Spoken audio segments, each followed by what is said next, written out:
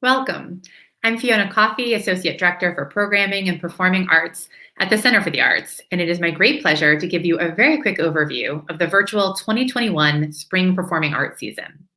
This spring, we're asking our audience to really center the artist's voice and lived experiences as a way to engage with larger national discussions regarding politics, race, class, gender, and more.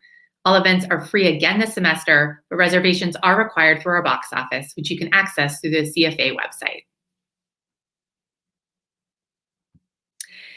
And our first event we have coming up is Christina Wong, Sweatshop Overlord on February 18th at 8 p.m.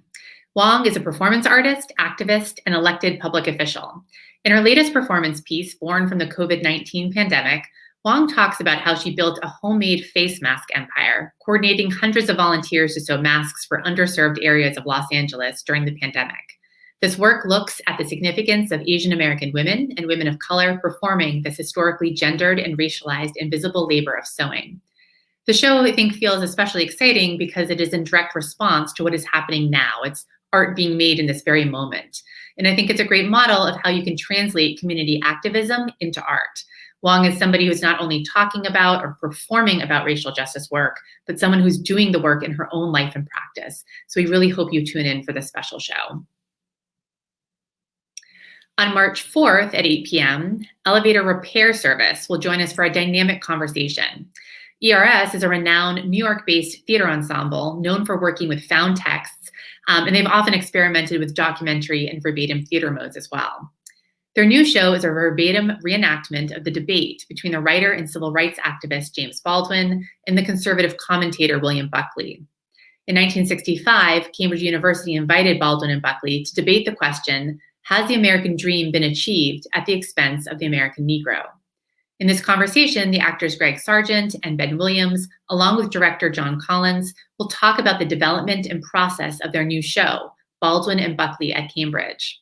Sargent and Williams will perform short excerpts from the show and engage in a discussion with Collins about the show's origins, how the pandemic has disrupted its development process, and how Black Lives Matter has heightened the lens through which audiences will now experience the production.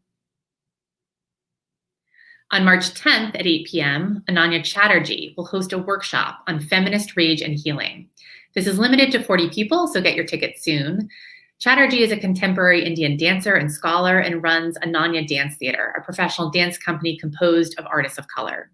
She's also a professor of dance at the University of Minnesota. In this movement workshop, there will be space for feminist rage, for meditations on justice warriorship, and for regulating your nervous system through healing movement. Participants will work with dance movement, but no specific training is required. Ananya's work is really about decolonizing dance and centering the lived experiences and subjectivities of BIPOC femme and women artists. And her dance work is a form of protest. And a lot of her recent movement is really inspired by the physical acts of resistance and protest that she has been seeing, experiencing, and participating in over the past year through Black Lives Matter. Princess Grace Award-winning writer and director Miranda Heyman, who is also a 2016 Wesleyan alum, is joining us as the inaugural Breaking Ground Artist in Residence, which is co-hosted by the Theater Department and the CFA. They're joining us for a 4-week virtual residency during which they will direct and produce a radio play called Masses Are Asses by the Nuyorican poet Pedro Pietri. And this will be produced with students from our theater department.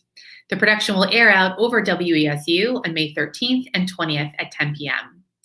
Miranda is a resident director at Roundabout Theater Company and The Tank, a member of the Devised Theater Working Group at the Public Theater, a New Georgia's affiliate artist, a member of the Lincoln Center Theater Directors Lab, and much, much more. We are incredibly lucky to have them back at WES. Ekko Otake is a movement-based interdisciplinary artist who has a long history of teaching and creating new work at Wesleyan. She will be debuting the world premiere of a newly updated 75-minute rendering of a body in Fukushima on May 28th. This film was crafted from hundreds of photographs of Ekko in the surreal, irradiated landscapes of post-nuclear meltdown Fukushima, Japan.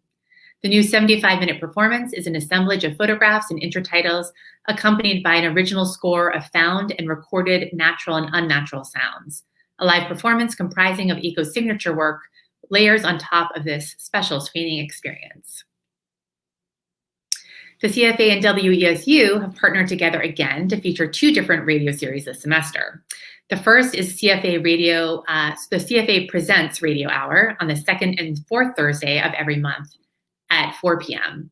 This will feature musicians from our Russell House series, as well as content created by the Wesleyan Music Department.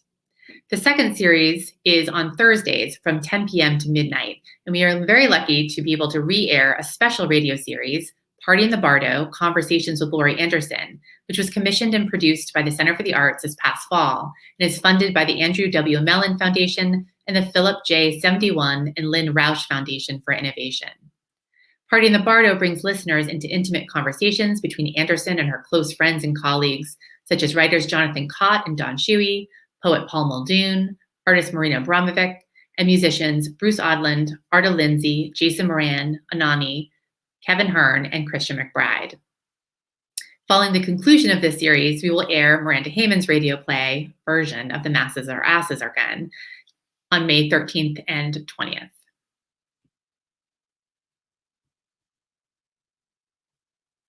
And finally, we are engaging in a series of long residencies with some really extraordinary artists.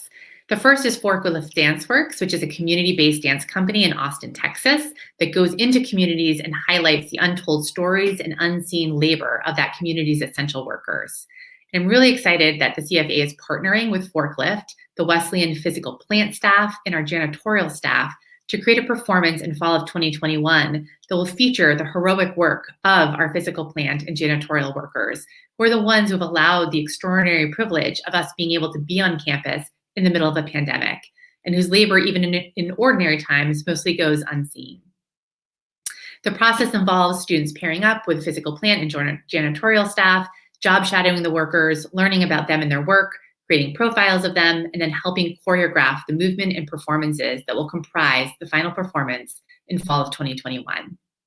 And finally, we're working on 2 other longer-term residency projects with musician Toshi Regan and renowned dance company Urban Bushwomen, which we'll be hopefully announcing some more information about soon. So that's it for us. We hope you join us for this semester's performing arts season to learn more about all of these extraordinary artists, to take advantage of all these wonderful conversations, workshops, and performances. Thank you so much for being with us.